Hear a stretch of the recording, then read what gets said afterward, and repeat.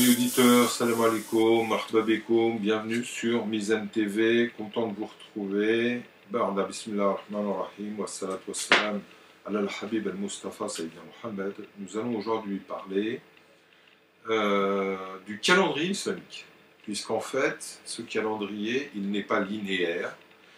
Il y a des moments bien précis qui sont beaucoup plus proches d'une attitude spirituelle, qui ont vocation à avoir un vécu spirituel beaucoup plus que d'autres, notamment les 4 mois sacrés, on s'en souviendra, où l'on a alors donc Rajab, qui est situé tout seul entre Jumada Thaniya et Sha'ban, et ensuite nous avons Dhul Qa'ada, nous avons Dhul Hijjah et nous avons Muharram.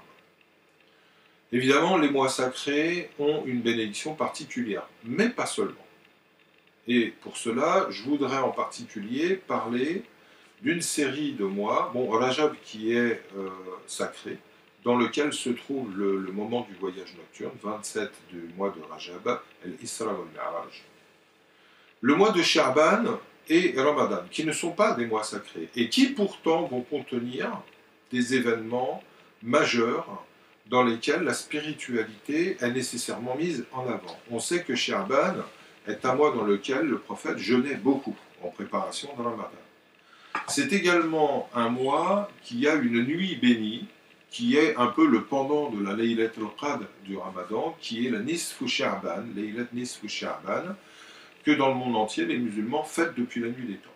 On a ensuite Ramadan, le mois de Ramadan, qui lui, bien entendu, n'est pas un mois sacré, mais qui, bien entendu, est un mois éminemment voué à la spiritualité. Donc, ces moments-là, on doit nous-mêmes les privilégier, et dans notre calendrier annuel, on doit savoir les préparer de façon à leur faire place, et les recevoir correctement, puisque on dit toujours que l'on reçoit les mois. Ballirna Ramadan. On reçoit les mois, et donc on les vivifie. Alors, en particulier le mois de Ramadan, dans lequel il va y avoir le moment de la réception du Coran, il va y avoir le moment des tarawih, il va y avoir le moment du jeûne, il va y avoir le moment des enseignements, il va y avoir le moment, bien entendu, de la consécration à Dieu, où la racine du mot Ramadan, Ramad, veut dire brûler, terre brûlée, on décime tout.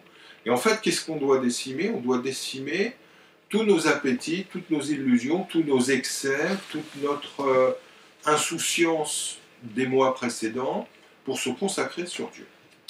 Alors, à travers ces moments-là, on a une attitude à tenir qui va être celle de vivifier en particulier ces moments-là, d'en tirer ensuite comme une assimilation organique les bénéfices qui vont en découler, pour ensuite avoir une période de repos qui va déboucher à nouveau sur une période où l'on va à nouveau préparer un événement.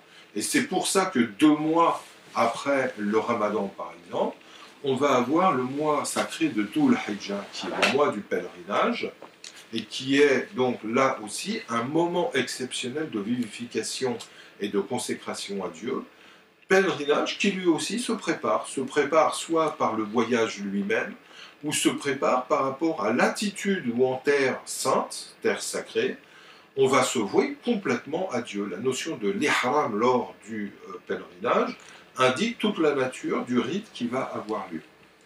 Nous avons ensuite un passage de calendrier Awal Muharram, Ras Sana, c'est-à-dire le premier de l'an, la nouvelle année, et à ce moment-là, encore une fois, il y a